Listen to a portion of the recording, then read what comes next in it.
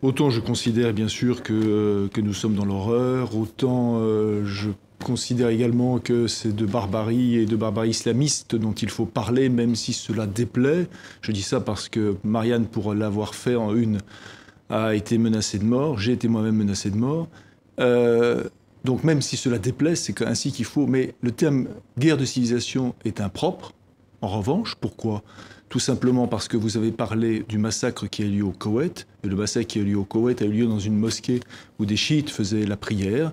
Et que je sache, c'est pas une guerre, c'est une guerre interne. Ce qui se joue bien sûr entre chiites et sunnites, c'est plutôt nous autres Européens, ça peut nous rappeler la guerre de 30 ans entre protestants et catholiques, si je puis dire. Donc, dire guerre de civilisation, c'est quelque chose d'impropre. Sans doute référence à ce qui s'est passé en France. C'est quelque chose d'impropre, oui, mais le problème, c'est que c'est la question, en revanche, c'est pas une question simplement française, c'est une question internationale. On connaît bien la proximité de Manuel Valls avec Nicolas Sarkozy quand il s'agit de mettre des mots, d'exprimer politiquement des choses. Je pense que là, ce qu'il fait, c'est qu'il exprime un sentiment qui est très répandu en France. Alors on peut récuser les mots, mais je pense que c'est un sentiment, d'après moi, ce que j'observe, largement partagé en France, qu'on est dans une espèce de guerre pour défendre des valeurs et qui a mobilisé énormément de gens après les attaques contre Charlie Hebdo. Après, je suis bien d'accord avec vous.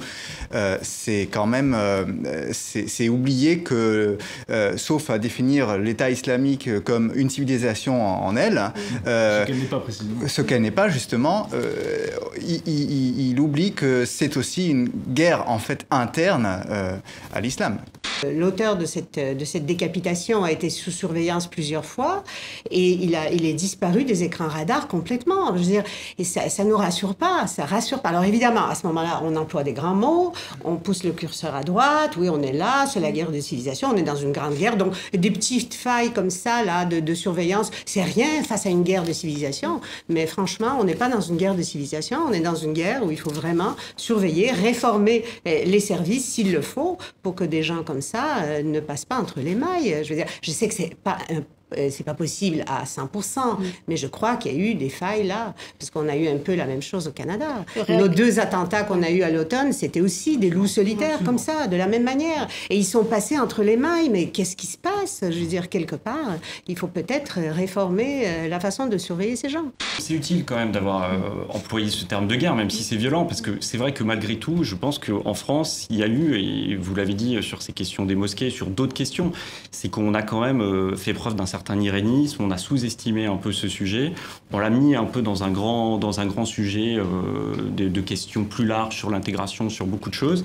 Et du coup, je pense qu'on a quand même du retard par rapport à la mise en place d'un certain nombre de choses, par rapport à un certain nombre d'institutions, qu'elles soient juridiques, qu'elles soient politiques, qu'elles soient policières également, pour répondre vraiment de manière réaliste à la situation dans laquelle on se trouve. Et comme cette situation a quand même énormément dérivé, il y a des endroits effectivement où il y a un terreau islamiste qui est extrêmement développé et qui s'est développé dans l'environnement de manière un petit peu cancéreuse. Et donc pour couper ça, aujourd'hui, ça va forcément être difficile, ça va forcément être violent.